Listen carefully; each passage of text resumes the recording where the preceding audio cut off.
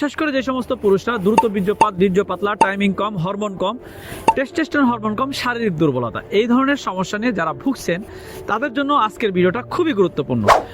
আগেকার রাজা বাচ্চা যারা ছিলেন তারা বেশিরভাগ মানুষই বিভিন্ন ভেষজ গাছগাছালি সেবন করতেন, যেটা সেবন করার ফলে তারা একজন সুপুরুষ হিসাবে তাদের স্ত্রীদের কাছে পরিচয় দিতে পারতেন। তো ঠিক ওরকম আজকে কথা বলবো আলখিদমা ন্যাচারালকের একটা প্রোডাক্ট, সেটার নাম হচ্ছে পাওয়ার গোল্ড হালুয়া।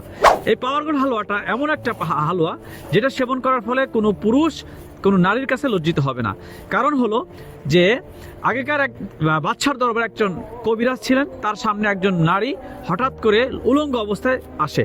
তখন জিজ্ঞাসা করে যে তুমি কেন এই উলঙ্গ অবস্থায় এখানে আসলে, বস্ত্রহীন অবস্থায় তুমি কেন আসলে? তখন সে বলতেছে এখানে তো কোনো পুরুষ নাই, পুরুষের সামনে কাপুরুষের সামনে কেন আবার আমি এই পোশাক পরে আসব?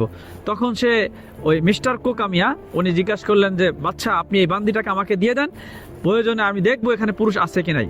পরবর্তীতে সেই বাচ্চা তাকে দিয়ে দেওয়া হয়।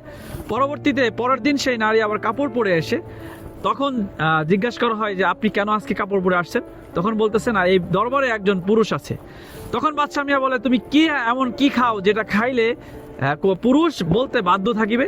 তো তারপরে সেই মিস্টার কোকামিয়া আমাদের এই পাওয়ার গোল্ড হালুয়ার যে ফর্মুলা, এই ফর্মুলা একটা হালুয়া তৈরি করে দেন বাচ্চাকে। সেই বাচ্চা খেয়ে বাচ্চা 4টা স্ত্রী রাখেন।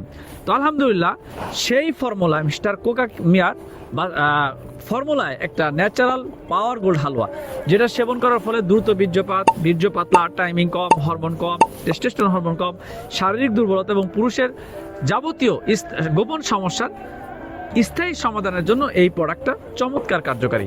তো যারা দীর্ঘদিন ধরে স্থায়ী সমাধান খুঁজতেছেন, কোনো প্রোডাক্ট পাচ্ছেন না বা বিভিন্ন জায়গা থেকে প্রতারিত হচ্ছেন, নিজের দাম্পত্য জীবনে সুখী না, তাদের জন্য এই প্রোডাক্টটা চমৎকার কার্যকরী। তাই যাদের এই প্রোডাক্টটা লাগবে তারা সরাসরি আমাদের স্ক্রিনে দেওয়া নাম্বারে যোগাযোগ করেন। আসসালামু আলাইকুম ওয়া রাহমাতুল্লাহি ওয়া বারাকাতুহু।